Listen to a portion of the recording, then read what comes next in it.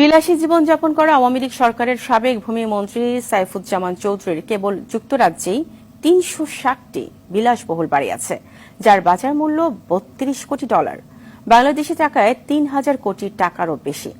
আর Dubai, new York, Singapore ও Malaysia সহ আরও কয়েকটি দেশে তার ৫০০রও বেশি বাড়ির সন্ধান মিলেছে। সব মিলিয়ে এসব সম্পদের মূল্য প্রায় $৭০০ মিলিয়ন। সাবেক ভূমিমন্ত্রীর দুর্নীতির এমন ভয়ঙ্কর চিত্র উঠে এসেছে কাতার ভিত্তিক সংবাদ মাধ্যম আল জাজিরার অনুসন্ধানী রিপোর্টে। সাইফুজ্জামান চৌধুরী বলেছেন, শেখ হাসিনা তার ব্যবসার সবই জানতেন। বিস্তারিত আতিকা রহমানের রিপোর্টে।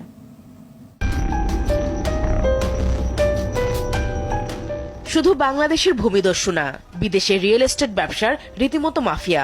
বাংলাদেশের ক্ষমতাচ্যুত সাবেক প্রধানমন্ত্রী শেখ হাসিনা সরকারের ভূমিমন্ত্রী সাইফুজ্জামান চৌধুরী যুক্তরাজ্যে গড়েছেন সম্পদের পাহাড়। ভূমিমন্ত্রীর দুর্নীতি নিয়ে আল জাজিরা বুধবার